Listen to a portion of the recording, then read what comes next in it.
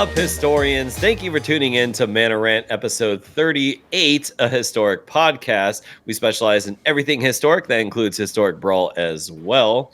My name is Michael Apollo, and I'm finally live from not prison. I'm no longer in prison or whatever you guys have said I was in last week. And, you know, this man, he is very proud to be Willow, but, you know, I'm still saying, you know, you were Leprechaun too, dude. So, you know, we got Hoshi. Dude, I got a lot of titles. Thanks, man. Thanks. And I'm glad our GoFundMe got you out of prison. So, yeah. I mean, you still got to go back for court, but, you know, at least for now, you're here. So that's cool.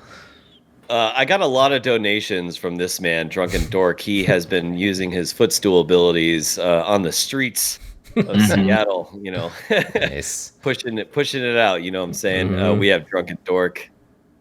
What is up? I also want to say Strixhaven special education program has been treating me really well recently. I'm learning a lot of things. One, it's inappropriate to shit your pants in public. I didn't know that. I've been doing that for years. But, you know, now I know you shouldn't be doing things like that. And Paulo, how's that booty hole feeling, dude? Good? Probably not well for you. Good, maybe. Yeah. Tight. No. Yeah, I guess that's relative to what tight is. Yeah. It's tight, bro. Yeah, it's super tight. You're doing good, dude. Doing good. If you didn't know, we are the fucking stupid Mana Dorks. And this is the Mana Rant podcast. The way that our show works is through the actual phases of Magic. We have our Untap, Upkeep, Draw main phase, Combat main phase 2, End Step, Cleanup, and our Discard. And we start off with every show with our Untap step. And that's where we uncrack a drink of our choice. Nice. All right. Tap her up. Ooh. Jacavio said, didn't know you could get booty surgery. Good for you, dude. Good for you. Oh, yeah. Yeah, no, that's a thing for sure. Yeah. It's the best thing you can do. Yeah, it's affordable, too. It's, I mean, he was able to pull it off. Surprisingly affordable. Yeah, right? I've had this on the show before. It's good. It's just a good go-to. Voodoo Ranger Imperial IPA from New Belgium. Nice and strong, nice and delicious. Nice. Much needed. Hoshi, gasoline time. No, I love that beer. Yeah, this is Left Hand Brewing Company peanut butter milk stout. So it's peanut butter. Awesome. Peanut butter chocolate peanut butter, isn't it? Chocolate peanut butter milk stout. Yeah, it's like the like Reese's basically milk stout. It's great. I have to actually do something in the morning, so I can't like wake up on my kitchen floor. You know, so have to keep. We'll see. The night is early. It is young, so that's true. Got to keep the blood alcohol content a little bit lower tonight. Yeah. So chocolatey, delicious. All right, Drunken. What do we got going on over there? I got a Buena Vesa salt and lime lager from who is this? Stone Brewing Company. Oh, big ass can. Yeah, you're selling doing great. Yeah, you like held up the can backwards. You're like, yeah, look at that. Yeah, look at the back of this. You guys can all read it from there, right? You guys can read this, right? You're all seeing out of my point of view correctly, right? Very good. Sweet. Well, let's cheers it up and cheers to all you out there. We're finally the three drunketeers back together again. Yeah. Cheers, Jacopio. Yum, yum, yum. All right. After our Untap is always followed by our Upkeep, and that's where our Hosh does the Reddit rant. So, Hoshi, take it away and tell us what we're going to rant about this week. All right, so Reddit Rant is where I scour the internet for lunatics, and sometimes I feature other people's, rants that they find too. But this week, found it's a short and sweet one, and so this is coming from the once again Magic Arena MTG. I keep wanting to call it subreddit, but I guess like group or whatever they call it there. And Facebook group or whatever. And this one's short and sweet, and it is by Emilio HJ. I'm as terrible with names as Emilio, you were close. Yeah, there we go. Yeah. I don't know why I try and read people's names anymore. I can't read. All right, so let's just. I can't read names. It's a disability that I have. It's one of many. So, anyways, let's get right into this rant. So. A game format should be made for decks containing planeswalkers. I don't know why I'm talking like a carnival barker, but all right, I'm going with it anyways. All right, a game format should be made for decks containing planeswalkers. Too much power on a single card, and to top it off, you don't have to pay a mana to activate an ability. Fuck planeswalkers. That was it. Pretty quick. Pretty cringy. Yeah. I don't know. I've yet to hear someone like really just freak out about planeswalkers in general. Do you think planeswalkers are this strong right now to worthy a brand new format for them, especially in Arena? He's on the Arena Reddit right now. He's not like talking about. I don't know. What do you guys think? I don't know. This is a weird post, and I don't know if they're conveying exactly what they're trying to talk about correctly. But, I don't think planeswalkers are too obnoxious. I don't play standard. I have no idea what the standard format looks like at all, period. Yeah. So like for all I know, they could be running out of control in standard, and I would never know. I don't think so. I think standard didn't change at all, actually, from what I've heard so far. It's like the exact same meta. But I think this first comment on at least on my page, it says Jackson Rolfe says, "Imagine being mad about legendary enchantments. You can literally attack to remove." Yeah, exactly. Yeah, or burn, like, yeah, they're pretty easy to get rid of a lot of the times. That's funny. Yeah, this is, I don't know. Like, when we first got back into Magic, I think, like, Innistrad was still in the block, and I just found out about Planeswalkers. They weren't around when we were kids. Yeah. And initially, like, playing in with them, because I was playing, like, old school, like, creature beat down decks, and I thought Planeswalkers were, like, too OP at first. But, you adjust, right? Like, we have Bestow now. We have so many cool mechanics and abilities, and I'm absolutely in love with all of them. And I love Planeswalkers. And, yeah, there's obviously some, Oko Taveri that are very powerful. Yeah. I don't think that warrants like a game format on its own. No, but it's crazy.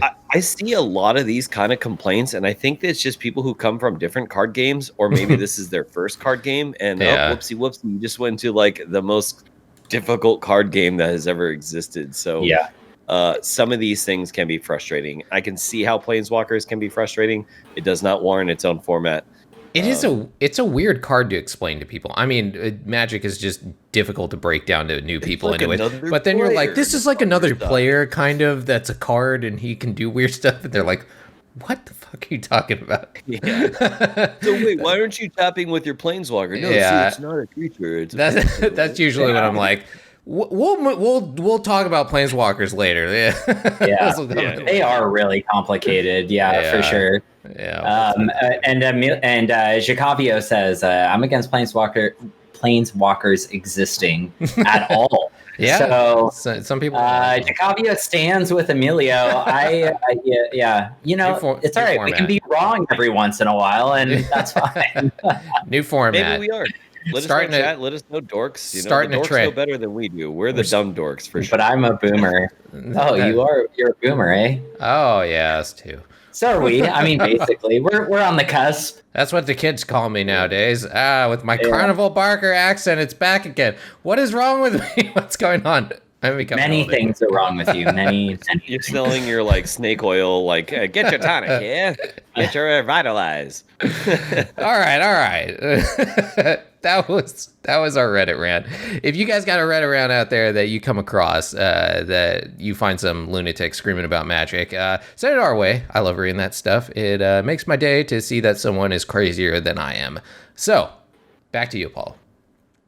Hell yeah. So after our upkeep, we go into our draw phase, and that's just what Magic formats or decks we have been playing this week. So I'm just going to start off with myself because it's going to be nice and short. I haven't been playing. I've been studying mostly the meta. I have been extremely busy with just jobs, personal stuff, and things I've talked about a million times before. I am in training. I've been doing like real good on my training. If you've been following what I've been doing, I am very busy with that. So, yeah, just studying the meta and constantly following how Historic's been shaping up. Hoshi, what about you? So I was playing the Boros decks that I initially conceived last week. I wanted to jump right into those, and I was really disappointed with how Feather played out. So the land destruction, the Boros land destruction deck was pretty good. I mean, it was hit or miss. It definitely felt like a pretty strong jank deck, like where you can pull off some just amazing victories with it, but at the same time, like I was just seeing the way that the meta played out with like a lot of the new stuff, and so that started getting me into like our main topic today, which is the anti-meta. So I really started like studying the new decks and formulating something to kill everybody's fun. It was really pissing me off that people were having fun, so I had to put a stop to that. And what about you, Drunken? What have you been playing? So yeah, this week I've been really busy, unfortunately, with work, and like this is when I want to fucking be playing Arena, right? Like a new set release, but not only a new set, but probably the most like impactful set to ever hit Historic. And I unfortunately have only been able to draft the couple times I did. It's playing now live in the corner. And I did fucking terrible. My God, I was misplaying the shit out of the drafts. If you go and you watch them on our Twitch, they're recorded. Everything stays up there now for like 14 days or some shit like that. Anyway, like my first one, I went 7-1, which was great. And then after that, I went 3-1. 3-1 2 times in a row.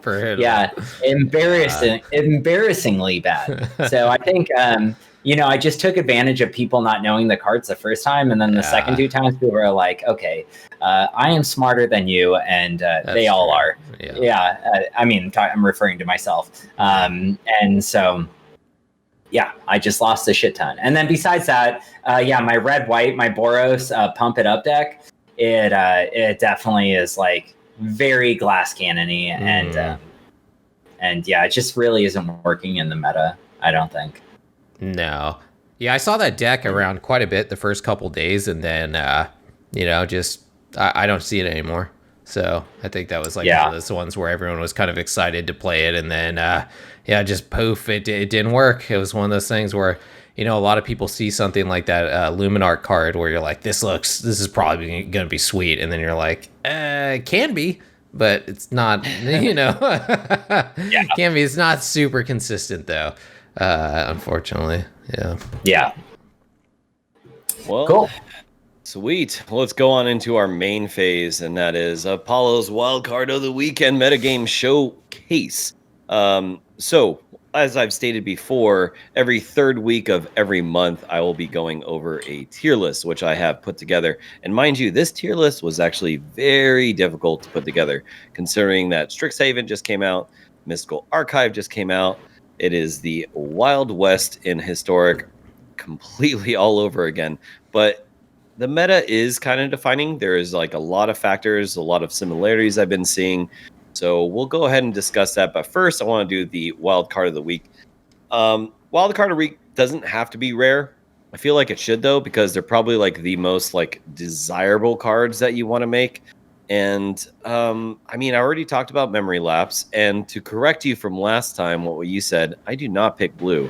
I actually said Collected Company, which is a green card, was my wild card last week. So, that's a good one. I wanted to meet in the middle. I have one mythic card and one uncommon card, because I think they're both pretty relevant, and I would highly recommend making them. One of them is Narset, Parter of Veils.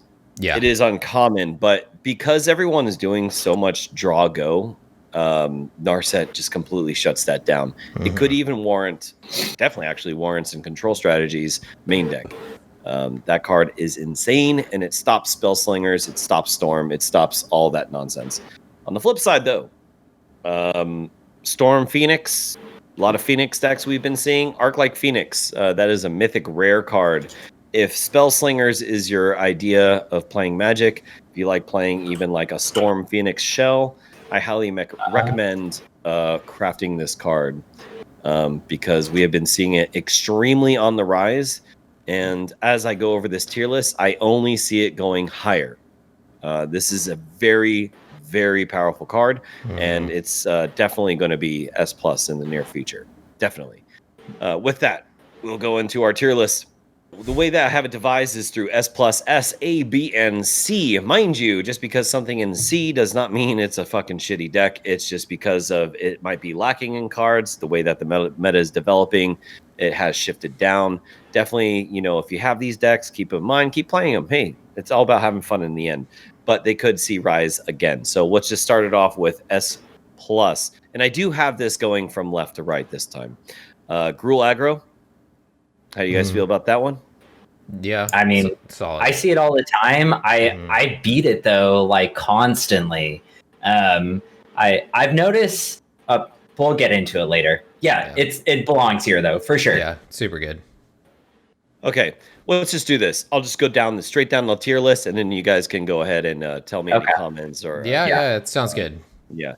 All right, cool. So I have Bant Angels, or commonly known as like Collected Company Angels. This deck is extremely powerful. We have a deck that has kind of been shifting up and down quite a bit, but is now, I believe, definitely S+. We have Dimir Rogues. We now have, instead of, I think it was blue-white auras, now we have Orzhov auras. And finally, up at top for that control shell, we have Temur Control. Actually, Temur Control should be Jeskai Control, and that should be shifted around. So make sure you guys understand that's Jeskai Control. So for S+, what do you guys think? Yeah. Go, Hoshi. What do you think? I was just going to say, I'm surprised to see Rogues up there. I've never thought Rogues were strong in Historic. I mean, yeah, I've lost to them before, but I did not think S+. But then again, I'm not playing in Mythic, so I don't know. I mean, and then the other one, the Temur Control, I have not seen that, so I don't know what that deck list is like. So I'm curious about that one. So I am sorry. I will talk about Temur Control in S, but it is actually Jeskai Control, and it utilizes Torrential Gearhulk, and it also utilizes a lot of like the really cool spells that Boros gets. Like okay, then what's the one with the Frilled Mystic then? That's supposed to be Temur Control, but so just know that Jeskai and Temur are actually. Oh, okay. Yeah. Now the Gearhulk one I have seen a lot. And I just destroy that deck because of the deck that I'm playing. But yeah, it's good. It's definitely good. The way that I shut it down, I know I would get totally murdered if I wasn't using the strategy that I am. So yeah, that deck's really cool. Yeah. And the reason... No, go on, please. And I think Rogues in here is really good right now because they got a lot of pieces added to them with Memory Lapse, Inquisition of Kozilek, and what was the other? Oh, and Brainstorm, of course. So yeah, Blue-Black Rogues is looking pretty fucking good right now. And I don't know if they're splashing red. Like I haven't seen the Grixis Rogues anymore. But yeah, I mean, with Faithless Looting, that's just another card to add to the deck. I'm a little surprised I haven't seen a lot of Grixis Rogues. I feel like it can do the 3-color fairly easily, but maybe just be all in on the pure Dimir is just better. I don't know. I would think Grixis Rogues, like, you get access to a lot of cool red cards, but maybe Dimir is just more efficient. I don't know. But it definitely belongs up here, as you've stated. The suite of cards that it gets and targeted removal and counters are just now perfect. Yeah. Or at least damn near perfect. Yeah. So yeah, definitely and obviously, if you guys don't know, this is best of 3. I only play best of 3. So moving down, we're going to go into S class. and that is going to be Arc-like Phoenix decks, whether it's the standard shell or the storm shell that has been popping up in popularity. Now, again, we see Torrential Gearhulk, but this is actually supposed to be Teamer Control, which is actually like Teamer Control Flash. It has like very few creatures, and the rest are just very powerful Teamer spells. We have Azorius Control, we have Jund Sacrifice, and Dread Horde Arcanist decks, which is typically in the Rakdos shell. So what do you guys think about S-Class? Yeah. Yeah, I mean, it seems like S-Class. Like, this seems really good. I see a lot of Arclight Phoenix. Like, as much, like I said, I unfortunately haven't been playing as much as I want to, but I have definitely been seeing a ton of blue-white control. Like, I think more than anything, I've been seeing a resurgence of blue-white control, and it's very good in the format right now. It's very good. Yeah, I mean, all these other ones seemed good. Yeah, they seem like they belong here. Dreadhorde Arcanist is a beast of a card. I love that fucking card. Before we turn it over to you, Hoshi, I just want to just briefly. So that creature suite I was talking about for Teamer Control, it's usually like Brazen Borrowers, Frilled Mystic, Nightpack Ambusher, and Torrential Gearhulk. Okay. And then it just has commands. It has the new command like Growth Spiral Sensor, Abrade, your typical counter package. So it's kind of like Teamer Flash, but smaller creatures and more control. So what do you think about this for S-Class? So I have ran into Simic Flash. I haven't run into the Teamer Flash, but Simic Flash I have seen make a rise, at least in best of one. And then other than that, yeah, these are just the decks that have been like the top of the charts for a long time, besides Arc-like Phoenix, which is now very powerful because of Brainstorm and Faithless Looting and all that. Super powerful. And then, yeah, I mean, the Sakdos and the Jund Sacrifice. I haven't seen that much control though, honestly. Like, I'm surprised you've been running into Azorius that much. I've run into 0 Azorius players. I've run into about 1 billion Arclight Phoenix decks though, from what I feel like I play them over. And red, just red in general. Like Burn, I feel like is on the rises, which I'm surprised to not see Burn in this list at all, because I've been playing a lot of Burn decks. They're really strong. I did want to put Burn into C. Actually, there's 2 decks I forgot to put in: Burn and Feather. The reason being is because they're just too extreme on one end. I mean, I do think they're viable, but they're just too extreme on one end. Whereas more bigger creature aggressive strategies, just it's so hard for Burn to compete in best of 3. Oh yeah, I keep forgetting that this is only best of 3. Okay, yeah. So Jacavio wanted to know, what is to the right of Auras? Oh, that's it's supposed to be the Frilled Gearhulk. Mystic. It's supposed to be Torrential Gearhulk. So that Torrential Gearhulk and S, it's supposed to be Jeskai Control as S+. Okay. And the reason why, as you stated, control, Jeskai Control, I think, is just the best at being control currently, only because it has really good targeted removal in the forms of Lightning Helix, because it has access to Boros. It has really great ways to do pseudo Sword to Plowshares, Mana Tithe. It has access to things that it was never really able to access while still maintaining to have blue, which is extremely powerful, I believe. And with Magnum Opus or whatever the fuck that card is, dude, that thing is murderous, dude. It is a fuck. You look at it, you're 6 mana, whatever. Sucks. But then people have just been blowing me out of the water with them. What the fuck is this bullshit, man? Yeah. I've lost it too. Azorius Control is still very powerful, but it's playing very fair control. And I'm so surprised that Jeskai actually is performing better than something like my favorite control shell, Esper. We don't see Esper at all. But again, Jeskai having access to Boros with the new Strixhaven and Mystical Archive cards, it just pushed it over the top. Not necessarily saying it's the best control deck, but controlling this aggressive, heavy meta, it's the best at doing that. So yeah, that is the S. The final 2 points I want to make for everyone out there: Arcanist and Jund Sacrifice. they're still viable decks. They are seeing a decline. People are sideboarding against them, but they also just have games where they just blow out. I mean, if you get the engine going, there's no way to stop them. Yeah. That truth is still there.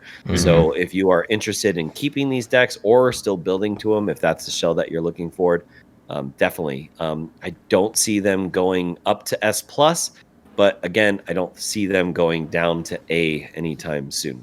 And with that, we'll go into A tier. I have Muxus Goblins, Mono Blue Snow Tempo, and Elf Ball.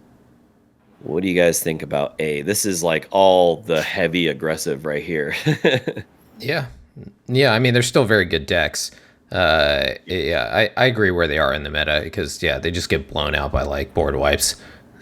Yeah, agreed. Yeah, and I mean, Goblins, is really powerful, but there's enough hate in the format right now that they just can't do what they used to do. I mean, they could still kill you turn 3, which is insane, right? Yeah, they just got to can get blown out. Yeah, they're all three of these are just very extreme.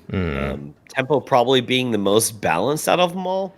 Absolutely. Yeah, an argument that like us three had about tempo in post-production last week, but like tempo's probably in the middle, but definitely green and red are just, they're like Elf Ball and Goblins, right? They either do it or they don't. It's literally that. So with B tier, we have Orzhov Humans and the Emergent Ultimatum decks. Typically, you see this in Sultai, but it is most commonly known as 4-color Ultimatum, where they just kind of like have a splash, but it's still like a Sultai shell. Oh, have the mighty have fallen. Sultai has gone from fucking god tier S++ all the way down to B. It's kind of nice and to it see is that. going down. Its performance is going down. It is just not the mid-range deck anymore. But I'll turn it over to you guys. Hoshi, what do you think about B tier? It's pretty funny. Well, I mean, in major part because of the loss of Uro, right? That's one of the major things that killed that deck, I think. The Humans one sounds interesting. I think I've played against like a couple different variants of that in Best of One, but the Ultimatum deck, like I still see it pop up every once in a while, but it's I don't see it nearly as much anymore. Drunken? So Jacavio, here you go. He said, I don't see turns and Ultimatum. I might need to play Best of 3. Meta looks great. Best of 1 is pure cancer, and you aren't wrong. But here's your Ultimatum deck. You do see them in Best of 3 for sure, and you do see the extra turns decks for sure. The thing is, I don't think you see them as often because like the difference is Best of 1 you can play, and like if you get the God Hand, you play the deck out or the hand out, and if you don't, you just concede and move on to the next game. And it's much harder to do with Best of 3. Anyway, these are right where they belong.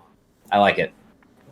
And the reason why I didn't put extra turns is, once again, Sultai has been on top of the world for so long, and I'm loving shifting it down further and further. It's funny because Sultai is so good. I love that color combination, but it is. No, I do. It got boring though, right? You're seeing the same thing over and over. Fucking Throne of Eldraine just shit all over Magic the Gathering, and then sure did. That's what it became. Yeah.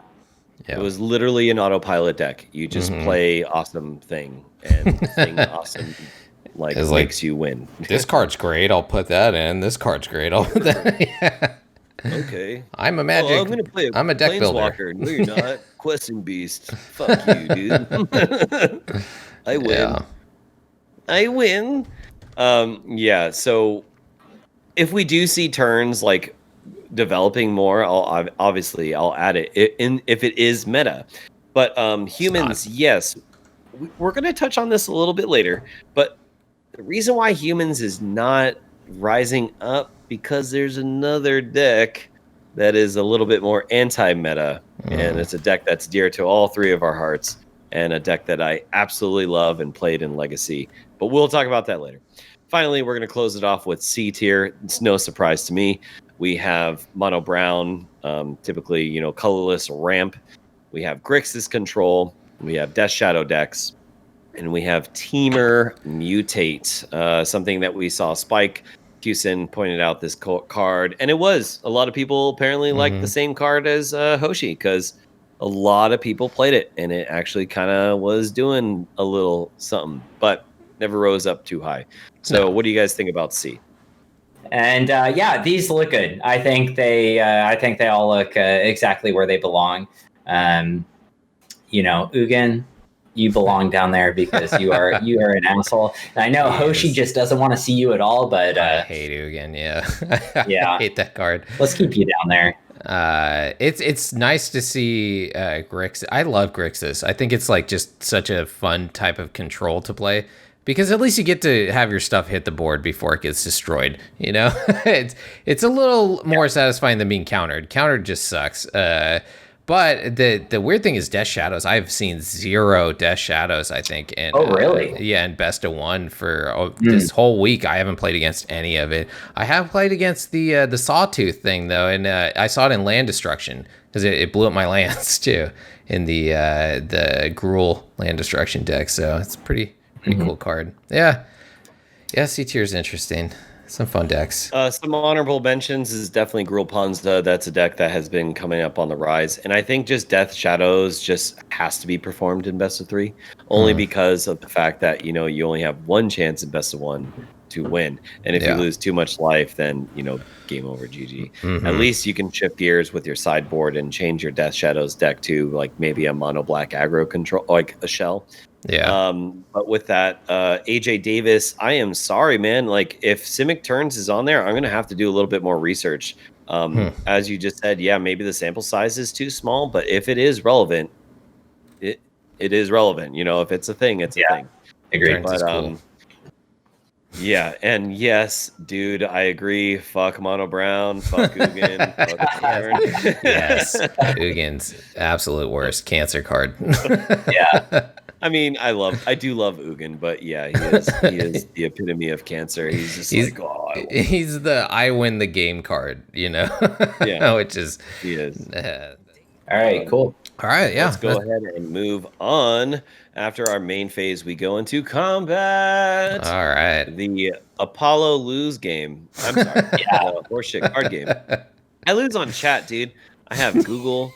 I have Google right next to me, dude. You probably search it too. You probably fucking cheated. I was and so confident last week. I was like, oh boom. Man, that was so funny. And when I saw you inputted that, I was like, that's the only card I know that it's not.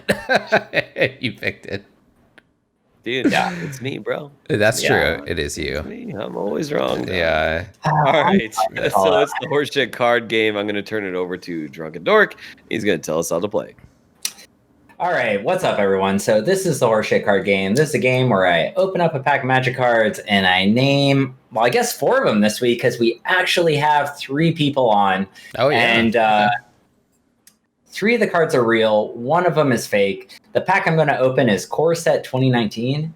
Generally, what I do is I name draft cards. So it really depends on how much you drafted in this set. So 2019 core set. I don't fucking remember anything about this set. What do you guys remember think? it came out in 2019. That's it? Yeah, I think it. Maybe. Okay. Is this the Chandra one? Is this the one where like it was the Chandra theme? Or no? Wasn't there like 4 Chandras? Was that 20? Was that 20 or 19? I don't know. Uh-oh. That's not good. I can't remember what year it was. All right, so here we go. Chad, if you want to join in, you absolutely can. Yes. You 2 fucking cheaters, Apollo and Hoshi, don't look at the fucking chat. Oh my God. Don't look at Google. I know you want to. Mm-hmm. Yeah. All right. I'm all tabbing right now, dog. I know. All right. You didn't do that when you had a chance. Sorry, go ahead.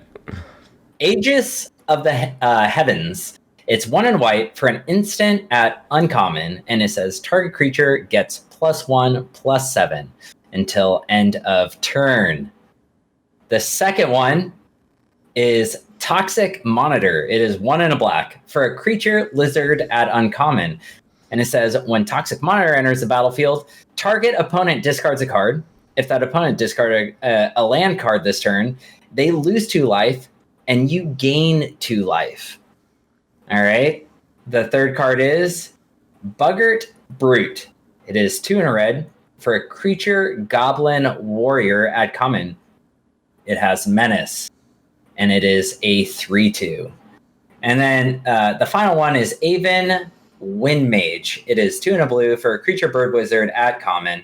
It's flying, and it says whenever you cast an instant or sorcery spell, Aven Windmage gets +1/+1 until end of turn. So, what are your picks? I'll start it off with Paulo. It's been a while, so I'm It's gonna been start. a while. Here. What? Creed in there, bro. It's been a Yeah. while. Okay. All right. Oh no, What's your pick, You dude? don't know your creed, bro. No. I'm lacking. Okay, so Bird Wizard card sounds legit. Okay. Monitor. I feel like I could be wrong, but I feel like you're dumb enough to not know that a monitor is a lizard. So I don't know if you're that tricky tricks. He's Now pretty the dumb. Aegis card. There is an Aegis shield or something. Now you said it was a spell. What was it again? It's an instant at uncommon. And it gives something +1/+7. Target creature gets +1/+7 until end of turn. Mana cost. It is 1 in white. Now, I feel like I would have that in my Arcades deck, and I don't remember it. But I also could be pretty fucking stupid. It's also a possibility. But I'm gonna go with my gut. I don't think I have it in my Arcades deck, and it would make sense for me to have a big butt spell in there. So I'm gonna say that one But is horseshit. All right. We got big booty spell. all right. We got Aegis of the Heavens. And then Hoshi, what do you got, dude? I'm going with the toxic monitor. Let's Toxic Monitor. Yeah, let's try that one out. All right. Well, one of you is right and one of you is wrong. And like always, Apollo, you fucking idiot, man. I mean, I always like you doubting me because I feel like every time you doubt me, and then you are wrong. Does that card have a shield on it? Does it have a picture of the shield, the Aegis one? Yeah. Yes, I remember remember. that card. Yeah. Here, I'll show you the toxic monitor card. There it is. It's right there. Pretty good card, right? The monitor was. Yeah. Well, thanks, Damn it. buddy. I can always count on you counting on me being a fucking idiot. And Well, I feel dumb on 2 parts. 1, I should have it in my Arcades deck, and 2, I'm wrong. again. So, dear diary. Oh man, I was rooting for you this week too, Hello, Apollo. darkness, my old friend. Good game though. Hoshi, good job, dude. Thank you. Yeah. You won one. It's been a while. I've been I winning won a lot. last week. Oh, did you? Yeah. Shit, dude, I don't even remember. These Yeah, days, yeah. these episodes, they blend together to me. So Oh, really? Okay. It's like it's been a while. It's been 1 week. All right, but yeah, before that, Yeah, it Jeff was a said while. my Arcades research is lacking for sure. Yeah. Apparently, I don't know how to use EDH Rec, dude. Dude, I think what you need to do is you need to stop playing Final Fantasy fucking 14 Mm. and get your head in the goddamn fucking game, dude. Get your No, get your head in the dude, game. No, get my head in the game. Well, all right. GG chat. What do you guys? Did you guys get it right? And you on YouTube, let us know in the comments below. Did you guys get the card right, or were you wrong? Like this fucking dumbass every single week, dude. I swear to God, I'm about 5 years old in my wins, man. I do not have too many. So congrats, Hoshi, GG, and congrats, Thank you. Drunken Thank you. Dork. I apologize. Tip my hat to you, sir.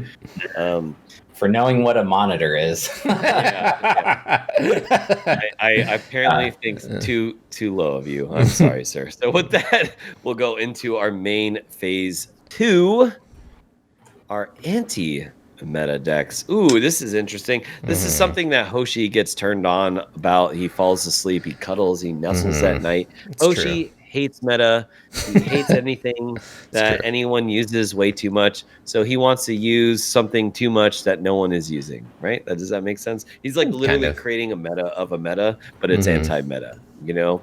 It's Thon from anti-Flash, right? So I'm gonna turn it over to you because I'm sure you got a lot to say about this. So take it away. What's anti-meta? What are we talking about here? It's true. Okay, so what I think anti-meta are cards that directly counter what the strong decks in the meta are, or stopping basically their strategies from succeeding. Right? Where instead, like, I think some people play decks that counter a deck that's good. Like maybe it's just a deck that's strong against another deck. You know, some decks are just inherently stronger than other decks. I don't consider that an anti-meta deck. It's just a deck that's like has a higher win percentage against that deck. An anti-meta deck, I think, contains cards that directly stop you from achieving some type of goal. Okay, and then I'll get into that a little bit more when I start breaking down the cards that I think are like very anti-meta with the new thing that have come up. Now I think there's two ways to like really play anti-meta decks, and that is with control, like Azorius Control or Enchantment Lockout. I think those are two decks that can be very like control-y anti-meta. And then there's also like aggro control, like Death and Taxes. Selesnya Death and Taxes, I think, is like a very like aggro anti-meta deck, because it stops a lot of things that are strong in the meta, and it directly goes against them. So I'm going to focus on, at least for the decks that I've been building, which are going to be the actual control package of them. I built 2 decks this last week, and I think they performed very well. The first one that I built was a Orzhov like lockout deck, which was fun. It's a little more on my janky side of things, you know, but it totally just locks out everything for them. That one was great. But then I wanted something a little bit more competitive, so I built in Orzhov control deck. But these cards were basically in both of them. Okay, so let's go over. When you say lockout, you mean like typically like prison, right? Like a prison style. Yes, exactly. Strategy. Yeah, prison decks. Yeah. Orzhov or Azorius, you mean? So the Orzhov was my prison deck that I made. And, okay. And then the Azorius deck is the more control-y version of it. Still a little bit of a prison, but more control-y. Okay, so is your Orzhov deck on our Aether Hub? No, I didn't throw it on there. I will. Okay, I'll get it on there tonight. So it'll be in the deck description. But I just stuck to the Azorius one because I feel it's stronger. So the first anti-meta card that I want to go over. Let's break it down into 3 categories, which I think are like really strong things in the meta right now. One of them is Graveyard. Right? So your hand is a great resource, but what's even better than your hand? Having your entire graveyard as a resource as well, right? And I think we consistently see this through almost every single type of format in Magic the Gathering, which is where very strong decks are ones that are able to utilize their graveyard, right? They can pull back a lot of things from it. So I think we're starting to see that as Historic is getting stronger. Look how many decks in the meta right now are really utilizing their graveyard to pull things out of. It's a ton. Things like Flashback and all these things that are coming in now. So Graveyard Hate is the first thing that I'm going to focus on. So Grafdigger's Cage, I think, is a super good card for the format that we're dealing with right now. It stops Collected Company. It stops Cat Oven. It stops Bolas Citadel. It stops Muxus. It stops Arclight Phoenix from entering the battlefield. It stops Aetherwork Marvel. It stops a lot of stuff, okay? And now when you're thinking about these cards, when you're building your anti-meta deck, I think it's important to know the downside of every single card that you put into it. The downside of Grafdigger's Cage is it affects you as well, first of all. It does not exile the graveyard. So if they get rid of Grafdigger's Cage, they can utilize all that stuff. Another problem is cards in the graveyard can still be returned to hand. It just stops them from going into the actual battlefield. But they can return stuff to their hand with like Regrowth, that new card they got. Planeswalkers can still enter the battlefield, like Elspeth Conquers Death can pull back a Planeswalker, and it does not stop death triggers. And then an honorable mention would be Weathered Runestone, which is just a slightly better version of Grafdigger's Cage. It costs 1 more, so that part of it's worse, but it does stop creatures also from entering the battlefield. I'm sorry, I should probably read these cards too as I'm going through them, or have someone else read them. I mean, I feel like everyone who's probably watching knows. Everyone knows. Good. All right. Next, let's go into Rest in Peace. Rest in Peace is a card that is, I feel, extremely powerful in the format that we have right now. Rest in Peace is a 2-mana enchantment, a 1 white and a colorless, and when it enters the battlefield, exile all cards from all graveyards. Whenever a card would be put into the graveyard, instead exile it. So this stops death triggers. It also stops literally all graveyard strategies. Okay, so if something was to die, instead it just gets exiled. Everything in the graveyard goes away. The downside is, of course, it affects your graveyard as well. Everything goes away in yours as well.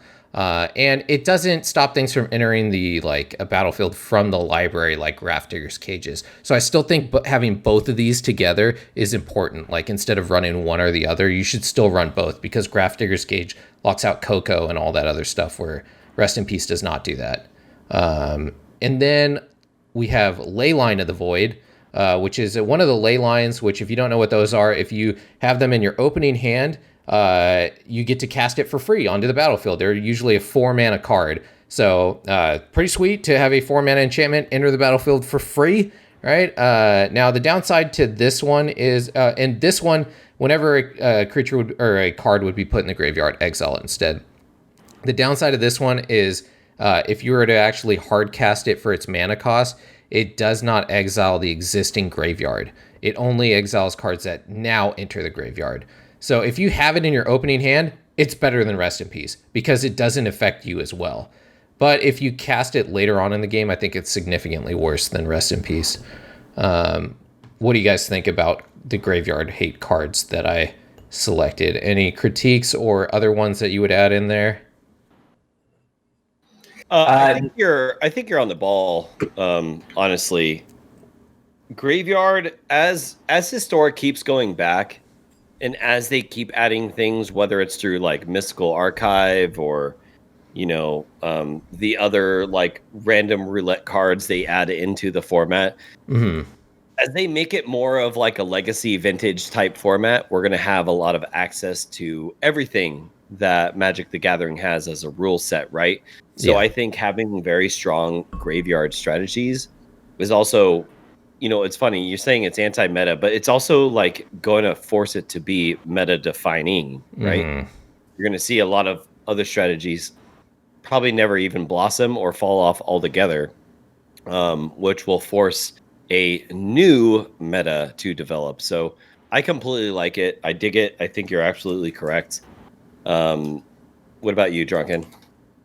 Yeah, I mean, I think these cards are, they are part of they are anti-meta, but they are kind of part of the meta right now. I mean, you do see Grafdigger's Cage in main board, in best of 1, not as much in best of 3, but especially when Goblins was running rampant, right? You just saw Grafdigger's Cage left and right. I know I ran it in a few of my decks, and I would turn one, fucking play it regardless of what I saw, just so I can, just so fucking get it out of my hand. But it's great. I like them. All right, so next category of main meta that I'm seeing right now is Spell Slingers, right? Where they're just dumping a ton of spells, right? Storm is what everyone is brewing around Storm and stuff. So let's shit on that now and stop people from doing that as well, right? Yeah, Storm's great. I mean, they're fun cards, but I hate it when people have fun. So let's get rid of that. And the number one card that I think is super good against that, at least in control, that I'm talking about, is going to be Deafening Silence, which is a 1-mana enchantment. And this is great. You can get it down turn 1 and really shit on people's fun. And this is players can only play 1 non-creature spell every turn. So I saw Jacavio talked about Archon is one of the best cards right now, or creatures, and he's absolutely right. Archon is actually better because they can only play 1 spell a turn, where Deafening Silence stops it. They can only play 1 non-creature spell each turn. And so it's not as good as Archon. However, it is a 1-mana enchantment. So it is much more difficult to remove, and you can get it down earlier and easily. So that is the reason that I think it's better for the control package. Now, if we're talking about the creature version of this, definitely Archon would go in there. Now, Deafening Silence, like I said, stops Storm. It severely hinders a bunch of other decks too, like Burn, Bolas' Citadel. Almost every combo deck that exists is going to be destroyed by this kind of card. So I think in a control package like Azorius or something, this is absolute include. And then the downside is it affects you as well. And a way of getting around this is having Flash in your deck. And I mitigated the downside of this card by putting Leyline of Anticipation in my deck, letting me cast things that flash on both, like on the opposite turn. Jank! Yeah, I don't think so, dude. Honestly, right now, super good. Okay, all right. So, anyways, let's go into the next card for Anti-Meta Spellslinger, which is going to be Leyline of Sanctity, another Leyline card, which you can cast for free. And this one gives you Hexproof. Now, Hexproof, this completely stops burn. The best feeling in the world is playing against a burn player when, when you drop this on turn 0 and they're like, oh, screw my life. Especially when they play the what is it? The Pyromancer, Virushino Pyromancer when it comes in, because it has to target someone and they have to punch themselves in the face from playing that card. Amazing. But it also really, hand hate is huge right now, right? With the, what's that one new Kozilek card that came in, all the other like hand hate that's out there. This totally stops this. Inquisition of Kozilek. Inquisition of Kozilek, Yeah, the Priest of the Forgotten Gods. There's so many cards that are really, hindered by Leyline of Sanctity. Now, the downside of it is that it does not stop world effects. So, effects that hit all opponents get around Leyline of Sanctity and will still hit you. So there are still some burn cards out there that can get around through this kind of thing. But, Did you have something to say, Drunken?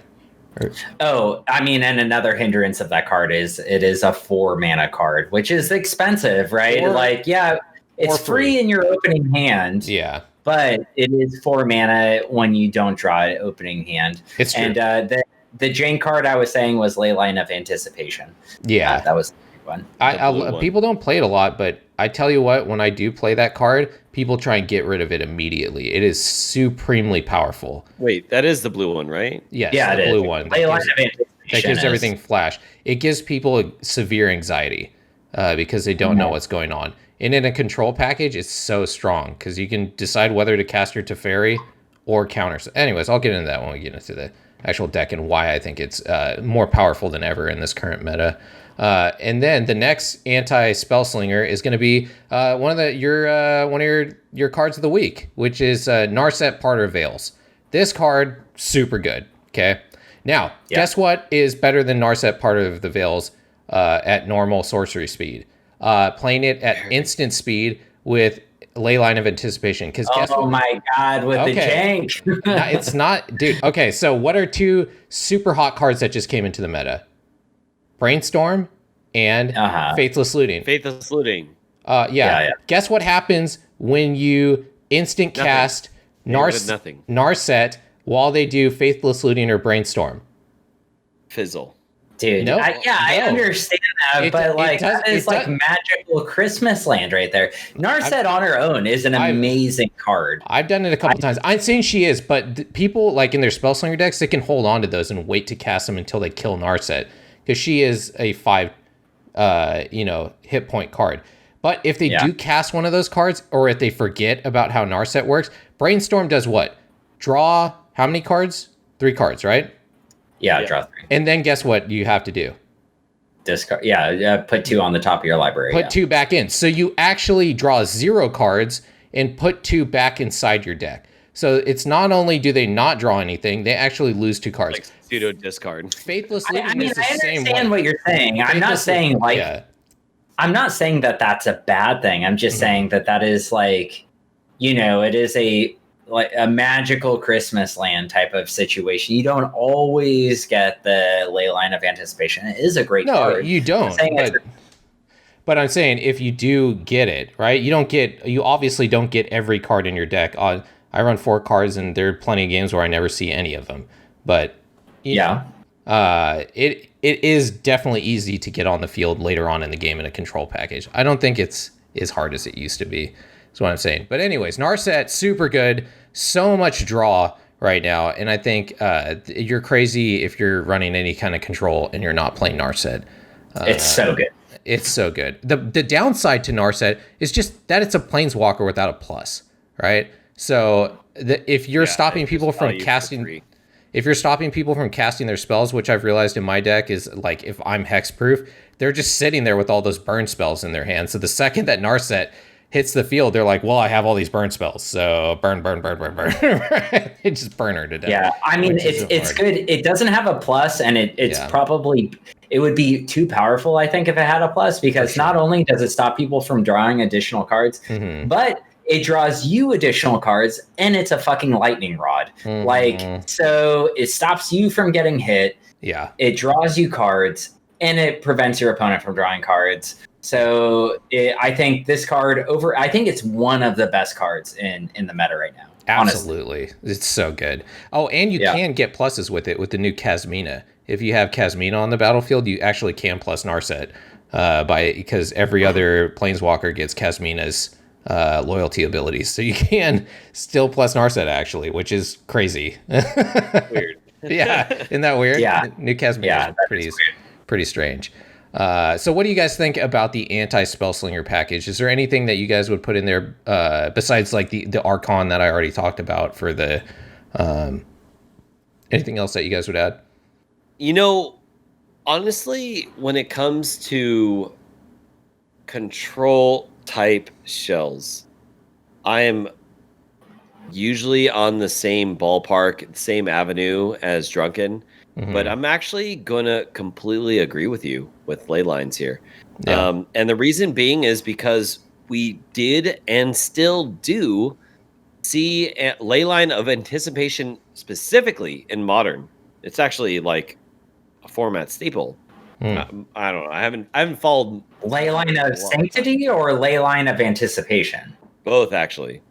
Yeah, Leyline of Sanctity for sure. I didn't realize Leyline of Anticipation. Yeah, because of burn. But yes, we have seen it.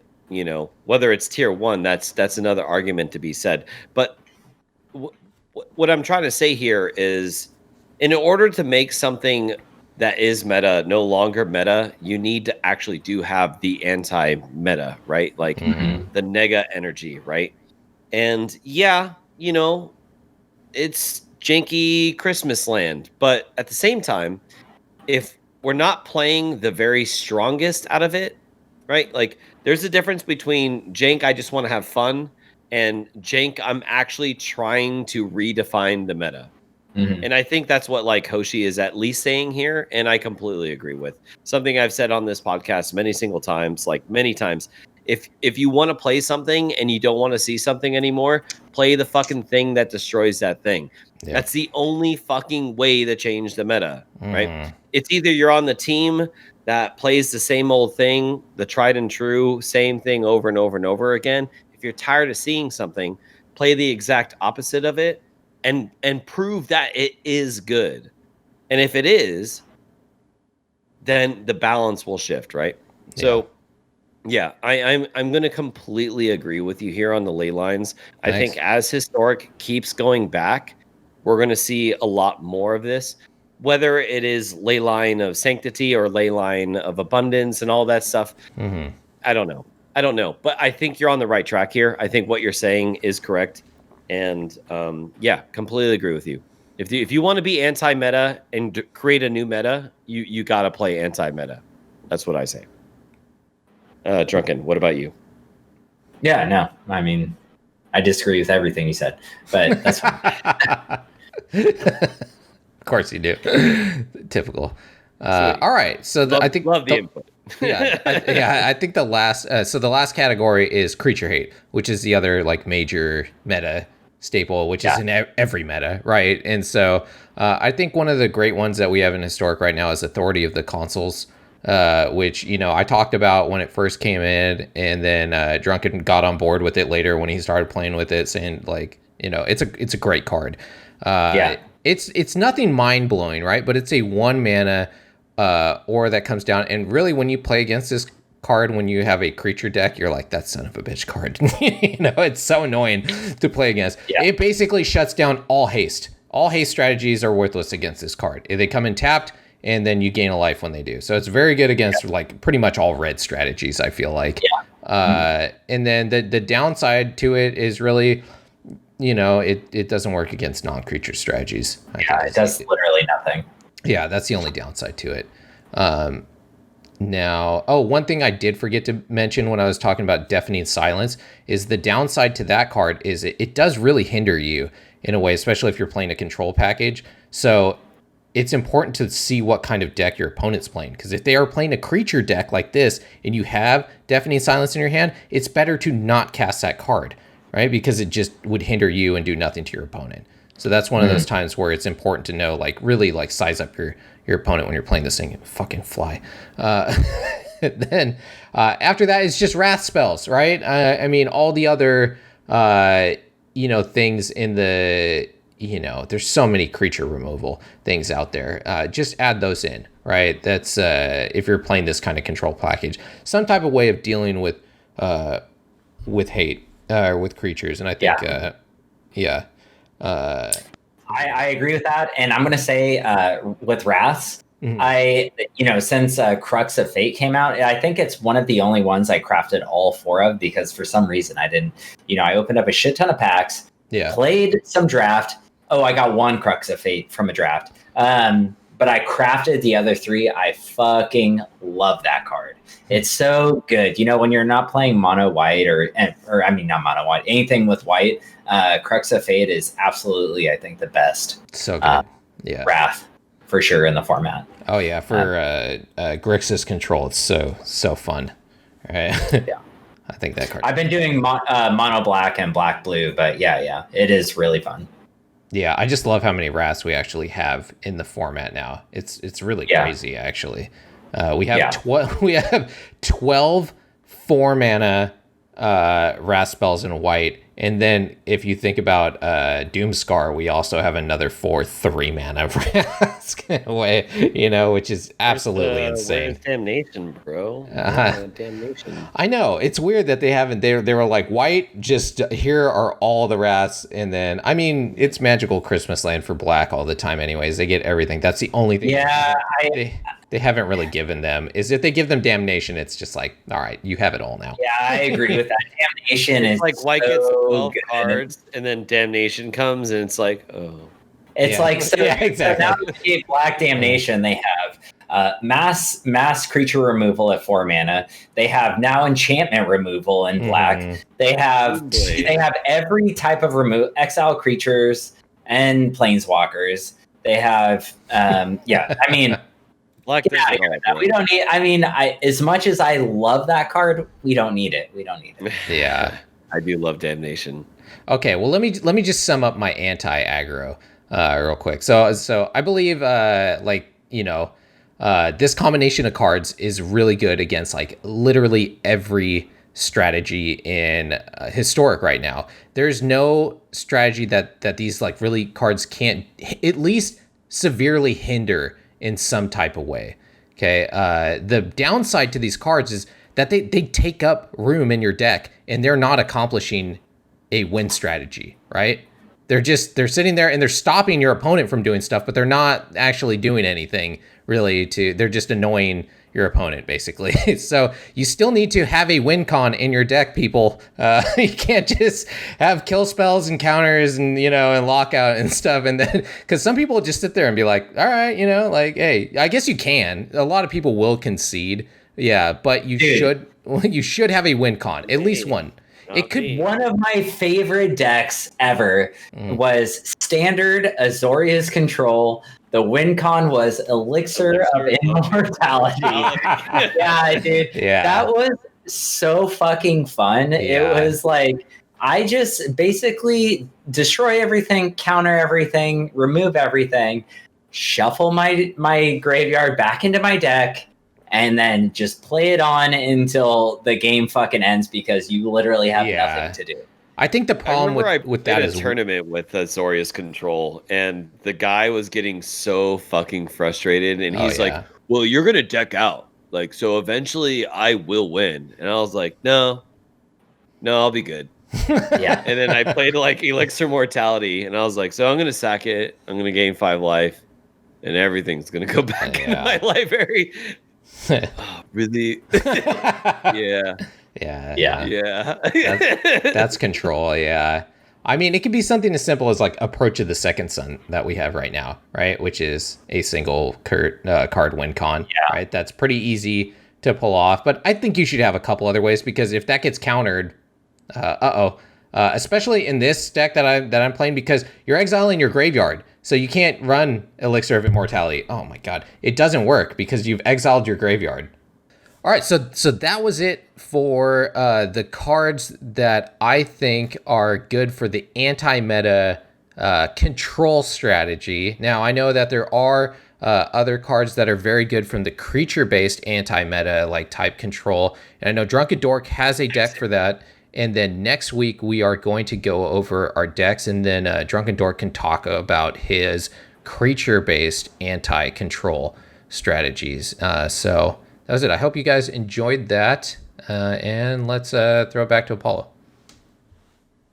Right. So after our main phase 2, we go into our end step, and that is just anything else that we want to talk about if there is time. We are running a little bit longer than desired, but if you guys have anything you want to say, now's your chance. Hoshi, do you have anything? No, I don't really think so this week. I've been busy. Oh, next week, actually, if everything comes in handy, I got my new filament in for my printers, so there should be hopefully some surprises for the pod, next week, hopefully, if I get time to get these things printed out. So yeah, dig it, dog. So that's it. Drunk, do you have anything? Me? Yeah. No, I mean, I just been doing Elder Scrolls Online, which is nobody wants to hear about it, so I won't fucking. No. I won't. Are you on right now? Is that what you're doing right now? You look like you're playing right now. No. He's a level 50 Elven warrior. I'm trying to find our hashtags, because when we go into that step, I want to put it up, but I'll just have to do it next time when we're doing the stream. Okay. So, cool. Yeah. As for myself, it's no much better than ESO. Final Fantasy 14 in it up. Yeah, shut the fuck up. All right, let's move on. No, I do want to say in 2 days. Well, actually, by the time the pod is released on YouTube, Mortal Kombat, bro. Yeah, baby. Yes. Mortal Kombat. Yes, I'm going. I think I'm going to go to a theater and watch it, actually. Yeah. I think I'm actually going to go to a physical building and watch it in on a large screen. Building? That's weird. Yeah, I know. That are going to be around human beings? That's insane. Hopefully not. Yeah. Hopefully no one else is there. It's just me in a big screen. That'd be sweet. Yeah, super stoked. For Mortal Kombat. So with that, we'll go into our cleanup. You'll see it up here right now, popped up all over the screen. Social media promo, that's just everywhere you can find us. We are literally on every single podcast. Whatever your drink of choice is. We are on Spotify, Apple, all that good stuff. iHeartRadio, we are there. So go ahead and look us up at the Dorks, and you should find us relatively easy, or click the links in the little pictures down below. And with that, we'll go into our discard. Finished. Oh, baby. I already finished my IPA, but I do have a... Yeah, this is my backup. A little Bud Light here. Oh, man, you're going to down that beauty? Ugh. Dude, I wouldn't down that. I would put that aside and find another Truly or some shit. But thing, anyway. I'm out of Trulies, so this is it. Yeah. Right. Cheers, everyone. Yeah. Cheers. And it's great to be back with you guys. It's great to have all three of us again. Yeah, and definitely. Let us know in the comments below. How do you guys think of the episode? And chat, thank you for chiming in. You guys are the best. Yeah. We love you, our fellow dorks. With that, say goodbye. Cheers. Bye-bye.